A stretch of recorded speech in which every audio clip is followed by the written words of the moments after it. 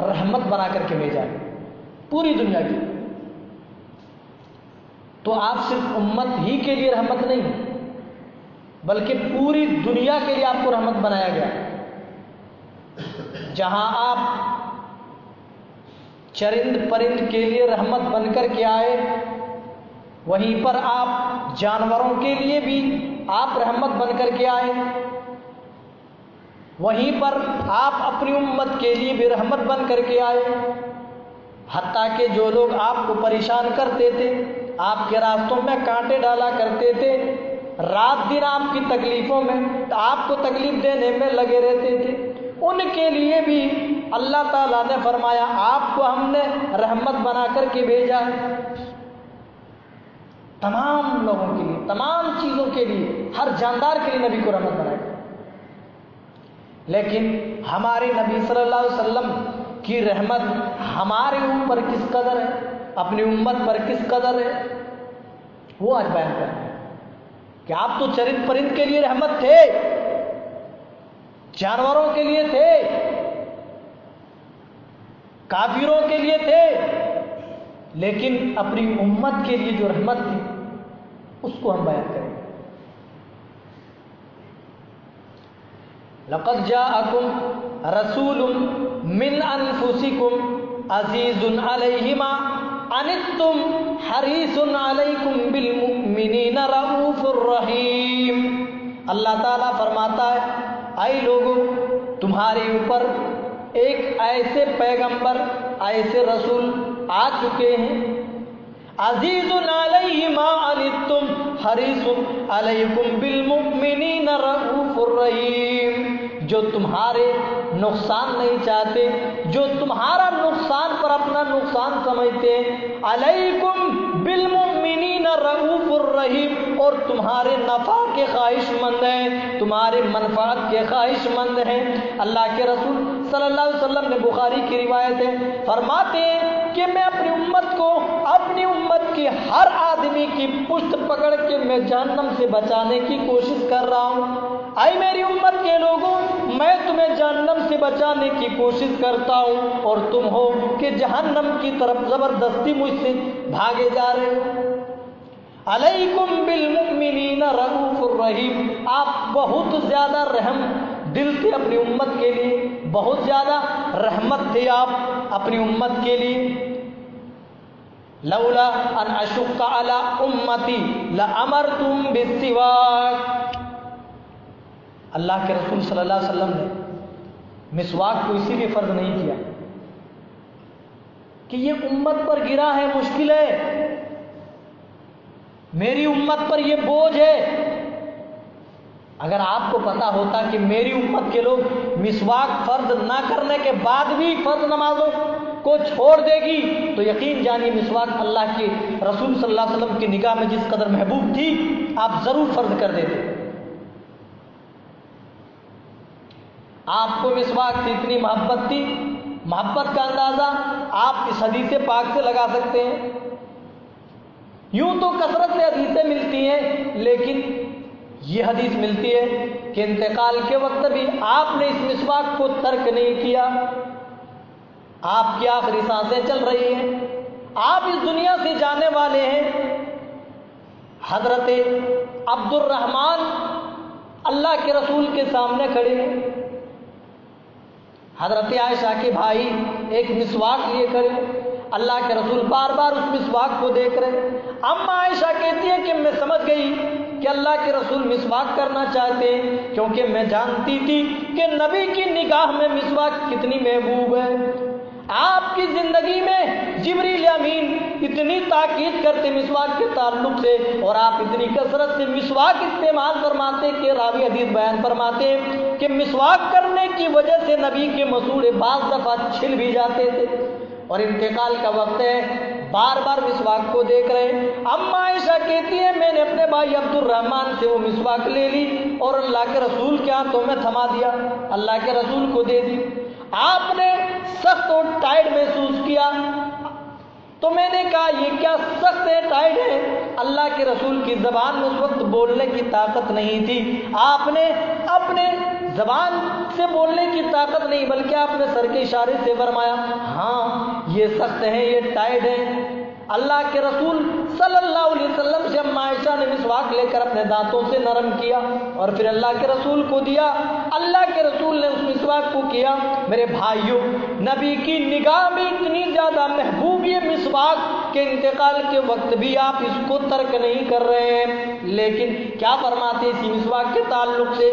لولا ان اشق علی امتی، اگر میری امت پر یہ مشکل نہ ہوتا، یہ گرا نہ ہوتا، یہ چیز مشکل نہ ہوتی، یہ مسواک گرانا ہوتی تو میں فرض کر دیتا، لَأَمَرْتُهُمْ، تو میں ضرور بضرور حکم دیتا، بِالسِّبَاغِ، ہر نماز سے پہلے مسواک، یا پھر ہر وضو سے پہلے وہ مسواک کریں۔ لیکن فرض کیوں نہیں کر رہا ہوں؟ کہ یہ میری امت پر مشکل ہے۔ اذان ہوئی، آدمی نماز پڑھنے کے بجائے اب جائے مسواک لینے کی۔ جو دیہات میں رہنے والے وہ کسی طرح تو لے سکتے ہیں، نیم ان کی مسواک کہیں سے جگاڑ کر سکتے ہیں، لیکن جو بیچ سٹی اور ٹاؤن میں رہتا ہو اس کے لیے بڑا مشکل ہو جائے گا۔ نماز کھڑی ہے، وہ جا رہا مسواک لینے کے لیے، تب تک جماعت نکل جائے گی۔ اللہ کے رسول نے سمجھا کہ جب تک میری امت مسواک لینے کے لیے جائے گی تب تک میری امت سے فرض جیسی نماز چھوٹ جائے گی۔ جب فرض نماز میری امت چھوڑے گی تو اللہ تعالیٰ اس کے پاداش میں میری امت کو جہنم میں ڈالے گا، اور میں اپنی امت کو جہنم میں جلتا ہوا نہیں دیکھ سکتا، میں اپنی امت کو جہنم میں نہیں دیکھ سکتا۔ اسی لیے آپ نے مسواک کے بارے میں اتنی تاکید نہیں فرمائی کہ فرض ہو جائے، ورنہ یاد رکھیے اگر نبی کو یہ بات معلوم ہوتی کہ میری امت پھر بھی نماز چھوڑے گی، پھر بھی فرض نماز نہیں پڑھے گی، تو یقین جانیے آپ کی محبوبیت بتلاتی ہے کہ مسواک کے تعلق سے آپ کی کتنی تھی، آپ اس کو ضرور بضرور فرض کر دیتے۔ لیکن امت پر رحم کھاتے ہوئے میری امت مشکل میں پڑ جائے گی۔ چلیے آگے بڑھتے ہیں۔ نماز جس کو ہم بوجھ سمجھتے ہیں، فرض جیسی نماز، فرض نمازیں یہ 5 نہیں تھی، کتنی فرض ہوئی تھی؟ 50۔ یہ تو نبی صلی اللہ علیہ وسلم کی مہربانی ہے ہمارے اوپر۔ اللہ نے روزے فرض کیے، زکوٰۃ فرض کیے، اور دوسرے جو احکام اللہ نے نازل فرمائے وہ دنیا ہی میں، لیکن جب نماز کی باری آئی اللہ نے اپنے محبوب کو اوپر بلایا، معراج کرایا، اور اللہ نے تحفہ دیا۔ کیا تحفہ؟ 50 وقت کی نماز لے کر کے چلے آ رہے۔ چھٹے آسمان میں حضرت موسیٰ علیہ السلام سے ملاقات ہوئی۔ حضرت موسیٰ علیہ السلام نے پوچھا کیا ملا تحفہ اللہ کی طرف سے؟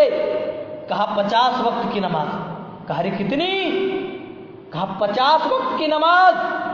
کہا ان امتک لا تستطیع، اے محمد آپ کی امت اس کی طاقت نہیں رکھتی ہے، جائیے اللہ کی بارگاہ میں کچھ کم کرا لیجئے، آپ کی امت اس کو ادا نہیں کر پائے گی، نہیں پڑھ پائے گی۔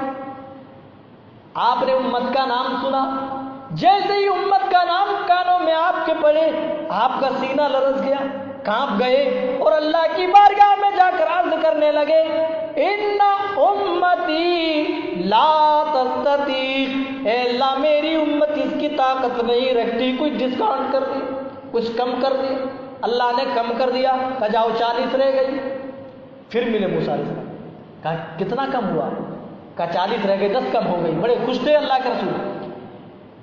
موسیٰ نے کہا ارے میں نبی بنا کر بھیجا جا چکا ہوں، میرا تجربہ ہے بنی اسرائیلیوں کے تعلق سے، میں اپنی امت بنی اسرائیل کو اچھی طریقے سے آزما چکا ہوں، میری امت پر تو وقت کی نمازیں بھی بھاری پڑا کرتی تھی، اے محمد چاہیے اللہ سے کچھ اور کم کرا لیجئے، کچھ اور ڈسکاؤنٹ کرا لیجئے، آپ کی امت 40 وقت کی بھی نہیں پڑھ سکتی ہے۔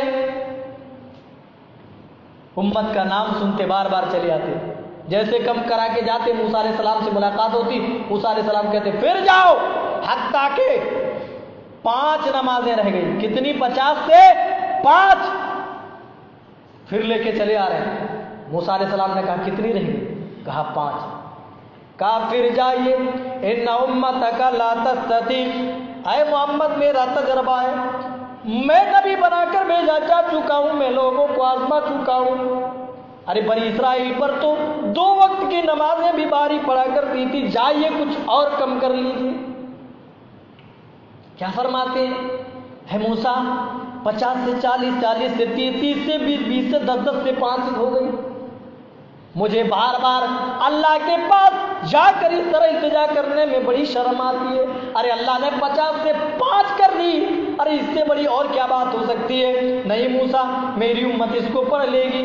اللہ نے فرمایا اے میرے محبوب، آپ شرما گئے، ایک بار اور آ جاتے تو میری رحمت کا تقاضا تو یہ تھا کہ میں کچھ اور کم کر دیتا، لیکن چلو خیر کوئی بات نہیں، میں نے آپ پر، آپ کی امت پر میں نے 5 وقت کی نمازیں فرض کر دی ہے، دن اور رات میں 5 وقت کی نمازیں۔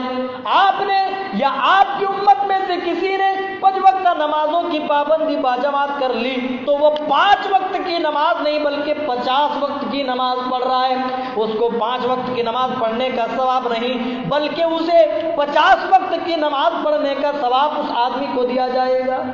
میرے بھائیوں، یہاں کتنے لوگ ہوں گے جو سوچ رہے ہوں گے کہ اللہ کے رسول ایک بار اور چلے گئے ہوتے تو بڑا کام ہو جاتا، ارے کچھ اور ڈسکاؤنٹ ہو جاتا، 2 رہ جاتی، ایک بار سوتے سمے پڑھ لیتے اور ایک بار اٹھتے وقت پڑھ لیتے، جس طرح دوائی کھاتے ہیں صبح شام کے، ایک صبح ناشتے کے بعد لے لو اور ایک رات میں سوتے وقت لے لو، بس ایسے نمازیں رہے۔ لیکن میرے بھائیوں، یہ تو موسیٰ علیہ السلام کا تجربہ ہے، یقین جانو، اور میں اس بات کو پورے دعوے کے ساتھ اور وثوق کے ساتھ میں کہنا چاہوں گا، اگر اس امت پر، امت محمدیہ پر 2 وقت کی بھی نمازیں رہ جاتی تب بھی یہ امت بہانے بازی کرتی، تب بھی یہ امت بہانے بازی پر کرتی، بہانے بازی پر اصرار کرتی۔ میرے بھائیوں، اور بھی تو لوگ ہیں جن کے پاس مال و دولت بھی ہے، جن کے پاس بیوی بچے بھی ہیں، جن کے پاس کاروبار بھی ہیں، وہ 5 وقت نمازوں میں حاضری کیسے دیتے ہیں؟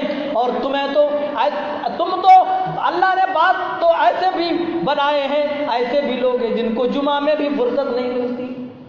میرے بھائیوں، آپ ہی کے تو بھائی ہیں جو 5 وقت نمازوں میں حاضری دیتے ہیں، میرے بھائیوں ان کے پاس فرصت کہاں سے ہے اور تمہارے پاس ٹائم کیوں نہیں نکلتا؟ تمہاری دنیاوی زندگی اتنی مصروف کیوں ہو گئی ہے؟ وما هذه الحیات الدنیا الا لعب ولهو وان الدار الاخرة لهي الحیوان لو كانوا يعلمون۔ یہ دنیاوی زندگی کو اللہ نے کھیل و تماشا بتایا، جس زندگی کے چکر میں آخرت کو تم بیچ رہے ہو، آخرت کو فروخت کر رہے ہو، نماز جیسی فرض چیز کو تم گنوا رہے ہو، اس نعمت کو چھوڑ رہے ہو جس نعمت کو اللہ کے رسول نے اوپر سے اللہ کے پاس جا کر کے حاصل کیا، بطور تحفہ اپنا تھا آپ نے لیا ہے۔ میرے بھائیوں، کس دنیاوی زندگی میں پڑے ہو؟ اس دنیاوی زندگی کی مثال اللہ تعالیٰ فرماتا ہے لہو و لعب، یہ لہو لعب کی طرح ہے، کھیل و تماشے کی طرح ہے۔ جس طریقے سے کھیل ہوتا ہے 50-50 اوور، اب تو 20 میں ہی کام چل رہا ہے، اس طریقے سے کھیل ختم ہو جاتا ہے۔ یہ دنیاوی زندگی تمہاری آج ہے، آج تم چل پھر رہے ہو، اللہ کی دی ہوئی نعمتیں تم استعمال کر رہے ہو، ایک دن آئے گا کہ تمہاری موت کا وقت آ جائے گا، تم اس دنیا کو چھوڑ کر چلے جاؤ گے، یہ ساری چیزیں دھری کی دھری رہ جائے گی۔ ہماری زندگی، آپ کی زندگی میرے بھائیو اس پانی کے ببولے کے مانند ہے جو بارش کا قطرہ گرتا ہے اور قطرہ گرتے ہی ببولا پھولتا ہے، دوسرا قطرہ جو اس ببولے کے اوپر گرتا ببولا پھوٹ جاتا ہے۔ میرے بھائیو، ہماری آپ کی پوری امت کی زندگی کی یہی مثال ہے۔ آج ہم چل پھر رہے ہیں، ہماری موت کا وقت آ جاتا ہے، ہم اس دنیا کو چھوڑ کر چلے جاتے ہیں۔ ذرا غور کرو، نبی صلی اللہ علیہ وسلم نے نماز کو کم کس لیے کرایا کہ میری امت پر یہ گراں ہو جائے گی، مشکل پڑ جائے گی، 50 وقت کی نماز میری امت ادا نہیں کر سکتی ہے۔ میرے بھائیوں، جس رسول نے تمہارے لیے اتنا کچھ کیا، اس رسول کو تم نے بدلے میں کیا دیا؟ میری قوم کی بیٹیوں تک، میری قوم کی ماؤں تک، میری قوم کی بہنوں تک آواز جا رہی ہو تو وہ بھی غور فرمائیں۔ مغربی تہذیب میں تم بھی اندھی ہوتی جا رہی ہو. میرے نوجوان ساتھیوں، تم بھی مغربی کلچر، پشچمی سبھیتا میں تم بھی اوندھے چلے جا رہے ہو اور اسی کے دھن میں تم اپنا دھن ملا رہے ہو اور اسی کی لائن میں لگ کر کے تم بھی رقص و سرور کی محفلیں سجا رہے ہو. نہ ہمیں نبی کا طریقہ یاد رہا، نہ صحابہ کا طریقہ یاد رہا. تمہیں تو ویسٹرن کلچر اچھے لگتے، پشچمی سبھیتا تمہیں اچھی لگتی ہے. میرے بھائیوں، جس رسول نے تمہارے لیے اتنا کچھ کیا، مسواک بھی اللہ کے رسول نے جب سے فرض نہیں کیا کہ میری امت پر یہ گرا ہے، یہ مشکل ہے. نماز بھی کم کرا رہے ہیں تو اپنی امت کی، کہیں میری امت مشکل میں نہ پڑ جائے.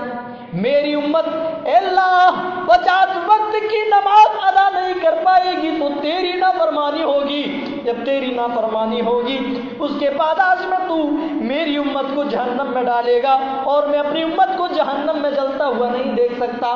میرے بھائیوں، اس رسول کی اتباع کیوں نہ کریں، اس رسول کی پیروی کیوں نہ کریں، اس رسول کی اتباع اور پیروی میں دل و جان نچھاور کیوں نہ کریں جس رسول نے ہمارے لیے سب کچھ قربان کیا. اللہ کے پاس بار بار جا کر کے عرض کیا، اے اللہ میری امت اس کو نہیں پڑھ پائے گی، اللہ کچھ اور ڈسکاؤنٹ کر دے. میرے بھائیوں، کم بڑی بات نہیں ہے کہ اللہ کے رسول نے 50 سے کم کرا کر 5 نماز ایک امت پر باقی رکھے. بہت بڑی بات. ایک میں روایت پڑھتا ہوں پھر آگے بڑھتا ہوں.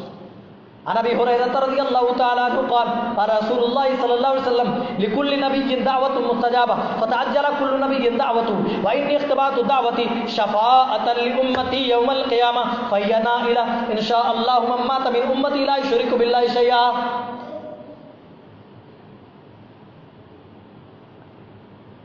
اللہ کے رسول صلی اللہ علیہ وسلم ارشاد فرمایا، لکل نبی دعوت مستجابہ، ہر نبی کو ایک دعا ایسی دی گئی ہے جو ہر حال میں مقبول ہوتی ہے. اب یہاں رک کر کے چونکہ عقیدے کے تعلق سے اس لیے میں مسئلہ واضح کر دینا مناسب سمجھتا ہوں. اگر اللہ تعالیٰ کسی کی دعا نہ قبول کرنا چاہے، نہ سننا چاہے، تو اللہ تعالیٰ اپنے نبی کی دعا کو بھی ریجیکٹ کر دیتا ہے. پیروں فقیروں کی حیثیت ہی کیا ہے جو ہماری آپ کی دعائیں اللہ تک مقبول کرا دے، اللہ کے پاس مقبول کرا دے. اللہ تعالیٰ اگر چاہے نہ چاہے قبول کرنا تو نبیوں کی بھی بس کی نہیں ہے کہ اللہ سے زبردستی منوا لے. اللہ کے رسول کی کتنی خواہش تھی کہ میرے چچا مسلمان ہو جائیں، اسلام لے آئیں، لیکن جیسے ہی آپ چچا کے پاس جا کر کہتے قل لا الہ الا اللہ فی اذنی احاج لک عند اللہ، اے میرے چچا آپ کلمہ پڑھ دیجیے، میرے کان میں ہی پڑھ دیجیے. اگر آپ کو ان کافروں سے شرم آتی ہے، احاج لک عند اللہ، قیامت کے دن میں تمہاری سفارش کروں گا، تمہاری سفارشی بن کر کے آؤں گا. کیا بڑی شرم آتی بیٹا کہ یہ بعد میں یہ لوگ جو بیٹھے ہوئے ہیں یہ آر دلائے کہ ابو طالب مرتے مرتے باپ دادا کا دین چھوڑ کے چلا گیا. نہیں، مجھے نار برداشت ہے لیکن مجھے آر برداشت نہیں کہ میرے مر جانے کے بعد یہ لوگ میرے اوپر آر دلائیں. اللہ کے رسول خود فرماتے ہیں میں نے اللہ سے اجازت مانگی کہ میں اپنی ماں کے لیے مغفرت کروں. میرے بھائیوں، اللہ کے رسول فرماتے ہیں مجھے اس کے لیے منع کر دیا گیا. اس سے پتہ چلتا ہے کہ ماں کی بھی وفات توحید پر نہیں ہوئی. پھر اللہ کے رسول فرماتے ہیں میں نے یہ خواہش ظاہر کی کہ میں اپنی ماں کی قبر کی زیارت کروں. اللہ کے رسول فرماتے ہیں تو مجھے اس کی اجازت دے دی گئی. اور اس بات کو کب آپ ارشاد فرما رہے ہیں؟ جب اپنی ماں کی قبر کے پاس آپ پہنچے ہوئے ہیں اور اپنی ماں کی قبر پر جب آپ جاتے ہیں آپ اپنے بچپنے کو یاد کرتے ہیں. میرے بھائیوں، بڑی کم سنی عمر تھی آپ کی اور ماں اس دنیا سے رخصت ہو چکی تھی. جب آپ ماں کی قبر میں جاتے ہیں اور ماں کی ممتا یاد آتی ہے، آپ کی آنکھوں سے زاروں قطار آنسو بہنے لگتے ہیں. صحابہ جو آپ کے ساتھ ہیں، صحابہ بھی رونے لگتے ہیں. آپ کو روتے ہوئے دیکھ کر تب صحابہ پوچھتے اللہ کے رسول آپ کیوں رو رہے ہیں؟ اللہ کے رسول فرماتے میں نے اپنی ماں کی مغفرت کے لیے اللہ سے التجا کی، میں نے گزارش کی تو اللہ نے میری اس التجا کو اللہ نے ریجیکٹ کر دیا، قبول نہیں کیا۔ میں نے دوسری التجا کی کہ اللہ میں اپنی ماں کی قبر کی زیارت کرنا چاہتا ہوں، اللہ نے اس کی اجازت دے دی۔ میرے بھائیوں، تو اس سے مسئلہ صاف ہو گیا کہ اگر اللہ تعالیٰ کسی کی دعا قبول نہ کرنا چاہے تو نبی بھی اللہ تعالیٰ سے زبردستی نہیں منوا سکتا ہے۔ انکا لا تہدی، اللہ تعالیٰ نے آیت نازل فرما دی تھی جب آپ ابو طالب سے کہہ رہے تھے کہ میرے چچا آپ میرے کان میں کلمہ پڑھ دیجئے، اللہ نے آیت نازل فرما دی تھی انکا لا تہدی من احببتا، اے میرے نبی جس سے آپ محبت کرتے ہیں، جو آپ کی نگاہ میں محبوب ہو، لا تہدی اس کو آپ ہدایت نہیں دے سکتے، ولیکن اللہ یہدی من یشاء، مگر اللہ تعالیٰ جسے چاہتا ہدایت دیتا ہے۔ قرآن پڑھو، عقیدے صاف کرتے جاؤ، قرآن پڑھو، ایمان کا جائزہ لو، ایمان کی خیر مناؤ۔ ہمارے آج دوسروں، نبی تو نبی رہے، دوسروں کے تعلق سے اولیاء جس کو ہم نے بنایا ہوا ہے، جس کو ہم نے اپنے بزرگوں نے بنایا ہوا ہے، ان کے تعلق سے ہمارا کیا عقیدہ ہے، اور اللہ تعالیٰ نبی کے بھی تعلق سے کیا فرماتا ہے، لا تہدی من احببتا، جو آپ کی نگاہ میں محبوب ہو، جسے آپ پسند کرتے اللہ کے رسول، لا تہدی، آپ بھی ہدایت نہیں دے سکتے۔ آپ کا کام ہے بتا دینا، آپ کا کام ہے قرآن پڑھ کر کے سنا دینا۔ اے نبی، ہدایت کی ذمہ داری میرے اوپر ہے۔ تو اللہ تعالیٰ سے کوئی زبردستی نہیں منوا سکتا اگر اللہ تعالیٰ کسی کی دعا قبول نہ کرنا چاہے، لیکن ہاں ایک دعا ایسی دی گئی ہے جو ہر حال میں مقبول ہوگی، چاہے جس کے بارے میں نبی دعا کرے، اور یہ دعا ہر نبی کو دی گئی، لکل نبی دعویٰ، ہر نبی کو یہ دعا دی گئی مستجابہ، جو ہر حال میں مقبول ہوگی۔ فتعجل کل نبی دعوتہ، تمام نبیوں نے اپنی دعا کا استعمال فرما لیا۔ وَإِنِّي اخْتَبَأْتُ دَعْوَتِي، اور میں نے اپنی دعا کو چھپا لیا، مجھ سے بھی کہا گیا کہ مانگو، میں نے یوز نہیں کیا اس دعا کو، استعمال نہیں کیا، بلکہ اخْتَبَأْتُ دعوتی، میں نے اپنی اس دعا کو چھپا لیا۔ صحابہ کرام نے پوچھا اللہ کے رسول، تمام نبیوں کو ایک ایسی دعا ملی جو ہر حال میں مقبول ہوگی، آپ کو بھی ملی، تمام نبیوں نے تو دنیا ہی میں یوز کر لیا، استعمال کر لیا، آپ نے بچا کے رکھا ہوا ہے، آپ کس لیے بچا کے رکھے ہوئے؟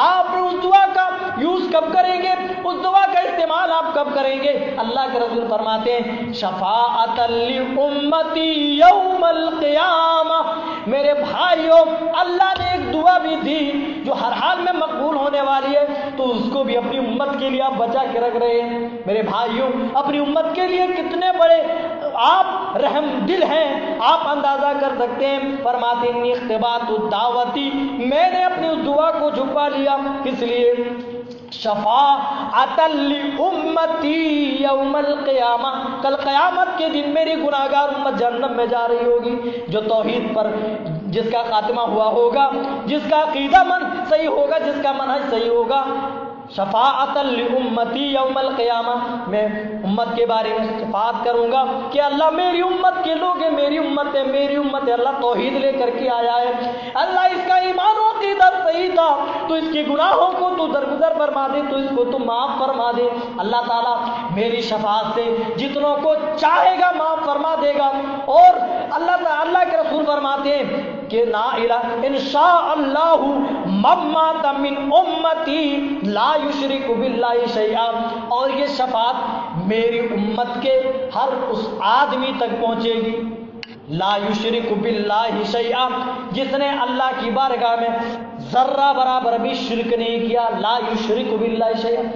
اس حدیث پاک سے یہ بھی معلوم ہوتا ہے کہ مشرک نبی صلی اللہ علیہ وسلم کی شفاعت کا حقدار نہیں بن سکتا ہے، ہر اس آدمی تک نبی کی شفاعت پہنچے گی جس نے اللہ کی توحید میں، اللہ کی وحدانیت میں، اس کی ربوبیت میں، اس کی الوہیت میں، اس کے اسماء و صفات میں تھوڑا سا بھی شرک نہیں کیا ہوگا، اللہ کے رسول صلی اللہ علیہ وسلم کی شفاعت پہنچے گی، اور نبی کی شفاعت سے اللہ تعالیٰ جتنوں کو چاہے گا معاف فرما کر جنت میں داخل فرمائے گا۔ بہرحال اللہ نے ایک دعا بھی دی تو اپنے لیے استعمال نہیں فرمایا۔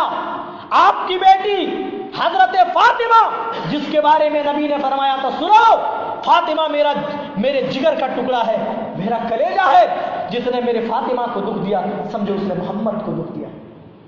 اس فاطمہ کے بارے میں بھی اللہ کے رسول نے اس دعا کا یوز نہیں فرمایا۔ آپ اندازہ لگا سکتے ہیں کہ امت کے تعلق سے آپ کو کتنا پیار تھا، امت سے کتنی محبت تھی، آپ امت کے لیے کس قدر رحمت بن کر کے آئے ہوئے۔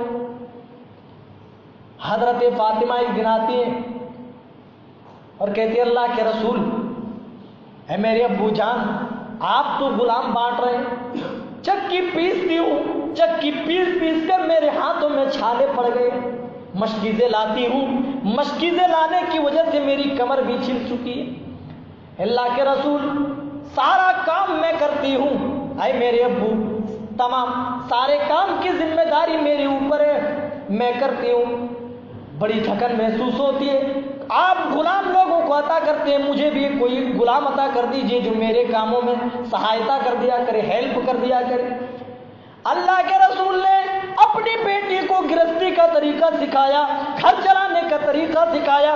ہائے میرے بھائیوں ہم کیا دیتے ہیں بیٹیوں کو، اور نبی نے کیا تعلیم دی بیٹیوں کو۔ میرے بھائیوں نبی صلی اللہ علیہ وسلم اس دنیا سے چلے گئے، لیکن آپ کی تعلیمات آج بھی امت کے لیے ویسے ہیں جیسے کل صحابہ کرام کے لیے تھے۔ کہتے ہیں اللہ کے رسول مجھے بھی غلام عطا کر دیجئے تاکہ میرے کاموں میں ہیلپ کر دیا کرے۔ کہتے ہیں میری بیٹی فاطمہ میری لخت جگر نور نظر، کیا میں تمہیں ایسی چیز نہ عطا کر دوں جو تمہارے لیے غلام سے بھی زیادہ بہتر ہوگا؟ اے میری بیٹی فاطمہ جب تم بستر پہ جانے لگو، جب تم سونے کا ارادہ کرنے لگو، جب تم قرار پکڑنے لگو تو پھر 33 مرتبہ سبحان اللہ، 33 مرتبہ الحمدللہ اور 33 مرتبہ یا 34 مرتبہ اللہ اکبر پڑھ لیا کر۔ ہے میری بیٹی فاطمہ یہ تیرے لیے غلام سے بھی زیادہ بہتر ہوگا۔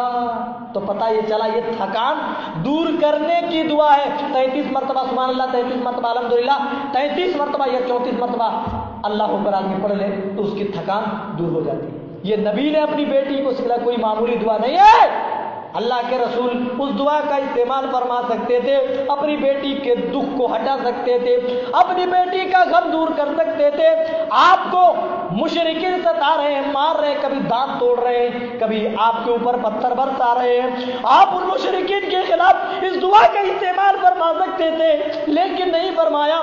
آپ نے فرمایا انی اختبأت دعوتی شفاعۃ لامتی یوم القیامہ، میں نے دعا کو چھپا لیا محض اس لیے کہ میں کل قیامت کے دن اپنی امت کی شفاعت کر سکوں۔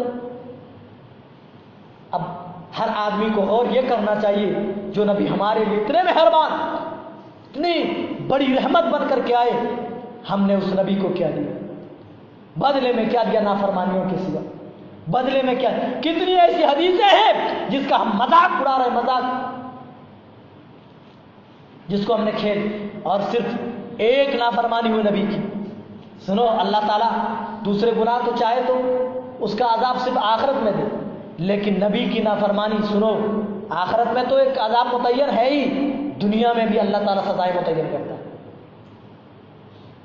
باتیں تو بہت ساری ہیں، بہرحال بڑی تیزی کے ساتھ مختصر انداز میں جنگ احد کا واقعہ آپ اٹھائیں۔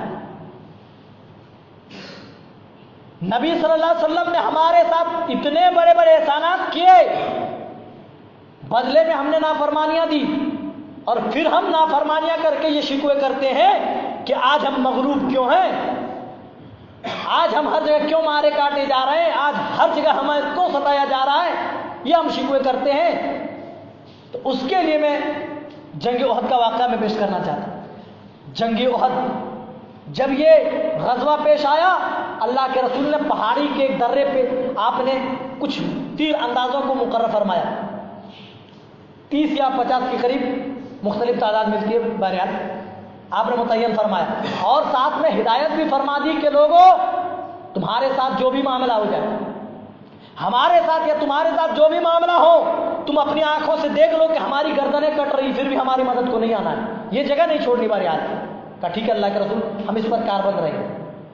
اللہ ابتدائی دور میں جنگ کے شروع میں مسلمانوں کا کچھ پلہ بھاری دکھائی دیا، تو इन्हीं चंद हजरात जो बतौर तीर अंदाज मुकर्रर किए गए थे, जिसका अमीर अब्दुल्ला बिन जुबैर को आपने बनाया था, उन्हीं में से बात हजरात कहने लगे, अब्दुल्ला बिन जुबैर, अब हम तो जंग जीत चुके हैं, हम क्यों ना हम भी जंग में शामिल होकर के जो भाग रहे हैं, ये मुशरिकीन जो काफिर जो भाग रहे हैं, माल गनीमत हम हासिल करें उनसे।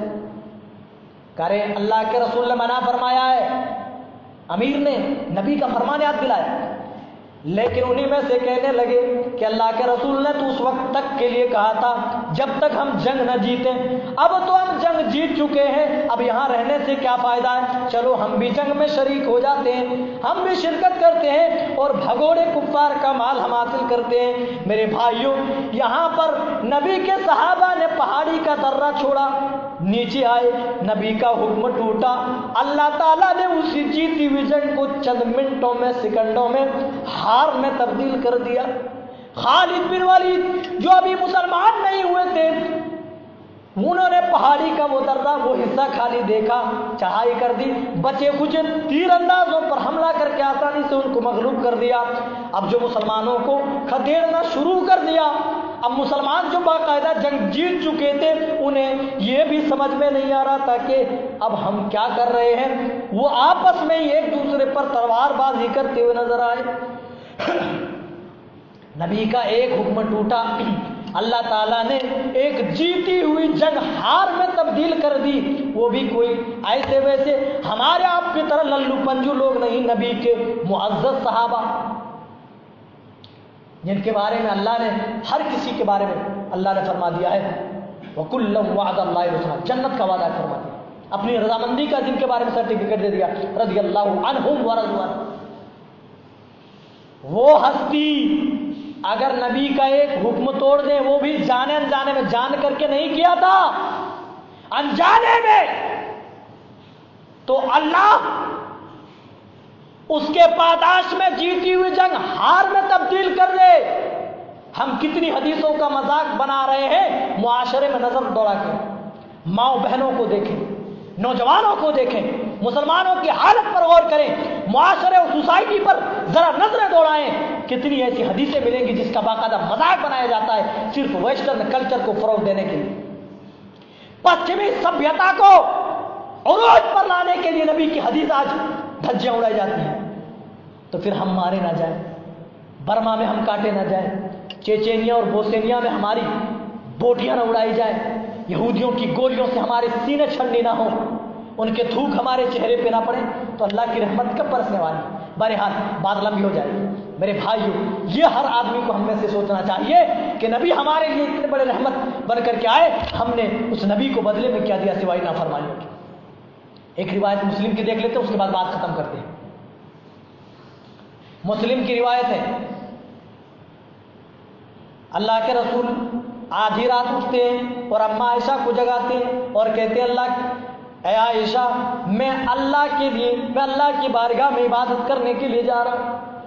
अम्मा आयशा कहती है, अल्लाह के रसूल, मैं तो यही चाहती कि आप मेरे हरदम करीब रहें, लेकिन आप चूंकि अल्लाह की इबादत करने के लिए जा रहे हैं तो मैं क्या कहूँ, आप शौक से जाएं, अल्लाह की इबादत करें। आप अल्लाह की इबादत में इस कदर मसरूफ हुए, मशगूल हुए, आपने वजू किया, आप खड़े हुए, आपने वजू किया और आप नमाज पढ़ने लगे।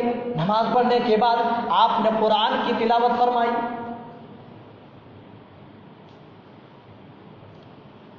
उस आयत करीमा को हजरत मोहम्मद रसूलुल्लाह सल्लल्लाहु अलैहि वसल्लम ने तिलावत फरमाई, जो हजरत इब्राहीम अलैहिस्सलाम की दुआ है। रब्बि इन्नहुन्ना, सूरह इब्राहिम, रब्बि इन्नहुन्ना अज़लल्ना कसीरम मिनन नास फमन तबिअनी फइन्नहु मिन्नी वमन असानी फइन्नका गफूरुर रहीम। इब्राहीम अलैहिस्सलाम की एक ये दुआ है। इब्राहीम अलैहिस्सलाम अपनी कौम के लिए, अपनी उम्मत के लिए दुआ फरमा रहे हैं, ए अल्लाह ये मेरी कौम के लोग हैं, ए अल्लाह जो लोग मेरी इत्तिबा और पैरवी कर रहे हैं वो तो मेरे मानने वाले हैं, मेरे पैरोकार हैं, और जो मेरी नाफरमानी करते हैं, अल्लाह जो मेरी नाफरमानी कर रहे हैं فمن تبعنی فإنہ منی ومن عصانی فإنک غفور الرحیم۔ اے اللہ جو میری اتباع کر رہے ہیں وہ میرے ماننے والے، جو میری نافرمانی کر رہے ہیں فإنک غفور الرحیم، اے اللہ تو انہیں معاف فرما دے، تو انہیں درگزر فرما دے۔ عیسیٰ علیہ السلام کی ایک دعا کو بھی آپ تلاوت فرماتے ہیں جسے آپ نے قرآن میں سورہ نساء، اللہ تعالیٰ نے قرآن میں سورہ نساء میں اللہ نے ریکارڈ فرمایا ہے، ان تعذبهم فانهم عبادك وان تغفر لهم فانك انت العزیز الحکیم۔ حضرت عیسیٰ علیہ السلام اللہ تعالیٰ کی بارگاہ میں دعا فرماتے ہیں، اے اللہ اپنی امت کے تعلق سے، اے اللہ ان تعذبهم اگر تو انہیں عذاب دے گا فانهم عبادك تو یہ تیرے بندے ہیں، تو جیسا چاہتا ہے عذاب دے سکتا ہے، وَإِن تَغْفِرْ لَهُمْ فَإِنَّكَ أَنْتَ الْعَزِيزُ الْحَكِيمُ۔ اے اللہ اگر تو انہیں معاف فرما دے تو یہ تو تیری رحمت میں کون سی کمی آ جائے۔ اللہ کے رسول نے ابراہیم علیہ السلام کی دعا کو بھی دیکھا اور حضرت عیسیٰ علیہ السلام کی دعا کو بھی سامنے رکھا اور اللہ کے سامنے رونے لگے اور گڑ گڑانے لگے اور کہنے لگے اللہ حضرت ابراہیم نے تو اپنی امت کے بارے میں دعا مانگ لی، اپنی امت کی بخشش کے لیے دعا مانگ لی، حضرت عیسیٰ نے بھی اپنی امت کے لیے دعا مانگ لی، اے اللہ کیا ہوگا قیامت کے دن میری امت کا، اے اللہ کیا بنے گا میری امت کا۔ اللہ نے آسمان سے جبرائیل کو بھیجا، کہا کیا ہوا آپ کیوں رو رہے ہیں؟ آپ نے فرمایا ہے جبرائیل کیا تم نہیں دیکھتے حضرت ابراہیم نے اپنی امت کے بارے میں دعا فرمائی، حضرت عیسیٰ نے بھی اپنی امت کے بارے میں دعا فرما لی، اے جبرائیل مجھے خدشہ ہے، مجھے ڈر لگتا ہے اپنی امت کے بارے میں سوچ سوچ کر میں رو رہا ہوں کہ قیامت کا دن ہوگا میری امت کا کیا بنے گا، میری امت کا کیا حال ہوگا قیامت کے دن، یہی سوچ سوچ کر کے میں رو رہا ہوں۔ میرے بھائیوں باتیں بہت ساری ہیں، نبی کی رحمت اگر امت کے تعلق سے دیکھا جائے اللہ کی قسم کئی خطبات ہو سکتے ہیں۔ میرے بھائیوں تو میں زیادہ طول نہ دیتے ہوئے چونکہ جمعہ کا وقت بڑا مختصر ہوتا ہے اور ٹائم ہو گیا ہے، میں یہیں پر اپنی باتیں ختم کرتا ہوں۔ اللہ تعالی ہم سب کو صحیح سمجھتا فرمائے، ہم سب کو پکا سچا نبی کا متبع اور نبی کا پیروکار بنائے۔ اللہ ہم سب کے دلوں میں نبی کی سچی محبت ڈال دے، نبی کی سچی اتباع اور پیروی کرنے کی اللہ تو ہم سب کو توفیق دے۔ بارک اللہ لنا ولکم بالقرآن العظیم ونفعنی وإیاکم بالآیات والذکر الحکیم کو رحمت بنا کر کے بھیجا ہے پوری دنیا کی۔ تو آپ صرف امت ہی کے لیے رحمت نہیں بلکہ پوری دنیا کے لیے آپ کو رحمت بنایا گیا۔ جہاں آپ چرند پرند کے لیے رحمت بن کر کے آئے وہیں پر آپ جانوروں کے لیے بھی آپ رحمت بن کر کے آئے، وہیں پر آپ اپنی امت کے لیے بھی رحمت بن کر کے آئے۔ حتیٰ کہ جو لوگ آپ کو پریشان کرتے تھے، آپ کے راستوں میں کانٹے ڈالا کرتے تھے، رات دن آپ کی تکلیفوں میں آپ کو تکلیف دینے میں لگے رہتے تھے، ان کے لیے بھی اللہ تعالیٰ نے فرمایا آپ کو ہم نے رحمت بنا کر کے بھیجا ہے۔ تمام لوگوں کے لیے، تمام چیزوں کے لیے، ہر جاندار کے لیے نبی کو رحمت بنایا۔ لیکن ہمارے نبی صلی اللہ علیہ وسلم کی رحمت ہمارے اوپر کس قدر ہے، اپنی امت پر کس قدر ہے، وہ آج بیان کریں کہ آپ تو چرند پرند کے لیے رحمت تھے، جانوروں کے لیے تھے، کافروں کے لیے تھے، لیکن اپنی امت کے لیے جو رحمت تھی اس کو ہم بیان کریں۔ لقد جاءکم رسول من انفسکم عزیز علیہ ما عنتم حریص علیکم بالمؤمنین رؤوف الرحیم۔ اللہ تعالیٰ فرماتا ہے اے لوگوں تمہارے اوپر ایک ایسے پیغمبر، ایسے رسول آ چکے ہیں، عزیز علیہ ما عنتم حریص علیکم بالمؤمنین رؤوف الرحیم، جو تمہارے نقصان نہیں چاہتے، جو تمہارا نقصان پر اپنا نقصان سمجھتے ہیں، علیکم بالمؤمنین رؤوف الرحیم، اور تمہارے نفع کے خواہش مند ہیں، تمہارے منفعت کے خواہش مند ہیں۔ اللہ کے رسول صلی اللہ علیہ وسلم نے بخاری کی روایت ہے، فرماتے ہیں کہ میں اپنی امت کو، اپنی امت کی ہر آدمی کی پشت پکڑ کے میں جہنم سے بچانے کی کوشش کر رہا ہوں۔ اے میری امت کے لوگوں، میں تمہیں جہنم سے بچانے کی کوشش کرتا ہوں اور تم ہو کہ جہنم کی طرف زبردستی مجھ سے بھاگے جا رہے ہو۔ علیکم بالمؤمنین رؤوف الرحیم، آپ بہت زیادہ رحم دل تھے اپنی امت کے لیے، بہت زیادہ رحمت تھے آپ اپنی امت کے لیے۔ لولا ان اشق علی امتی لامرتم بالسواک، اللہ کے رسول صلی اللہ علیہ وسلم نے مسواک کو اسی لیے فرض نہیں کیا کہ یہ امت پر گرا ہے، مشکل ہے، میری امت پر یہ بوجھ ہے۔ اگر آپ کو پتا ہوتا کہ میری امت کے لوگ مسواک فرض نہ کرنے کے بعد بھی فرض نمازوں کو چھوڑ دے گی تو یقین جانیے مسواک اللہ کے رسول صلی اللہ علیہ وسلم کی نگاہ میں جس قدر محبوب تھی آپ ضرور فرض کر دیتے۔ آپ کو مسواک سے اتنی محبت تھی، محبت کا اندازہ آپ اس حدیث پاک سے لگا سکتے ہیں۔ یوں تو کثرت سے حدیثیں ملتی ہیں، لیکن یہ حدیث ملتی ہے کہ انتقال کے وقت بھی آپ نے اس مسواک کو ترک نہیں کیا۔ آپ کی آخری سانسیں چل رہی ہیں، آپ اس دنیا سے جانے والے ہیں۔ حضرت عبد الرحمن اللہ کے رسول کے سامنے کھڑے ہیں، حضرت عائشہ کے بھائی ایک مسواک لیے کھڑے، اللہ کے رسول بار بار اس مسواک کو دیکھ رہے۔ اما عائشہ کہتی ہے کہ میں سمجھ گئی کہ اللہ کے رسول مسواک کرنا چاہتے ہیں، کیونکہ میں جانتی تھی کہ نبی کی نگاہ میں مسواک کتنی محبوب ہے۔ آپ کی زندگی میں جبریل امین اتنی تاکید کرتے مسواک کے تعلق سے، اور آپ اتنی کثرت سے مسواک استعمال فرماتے کہ راوی حدیث بیان فرماتے کہ مسواک کرنے کی وجہ سے نبی کے مسوڑے باز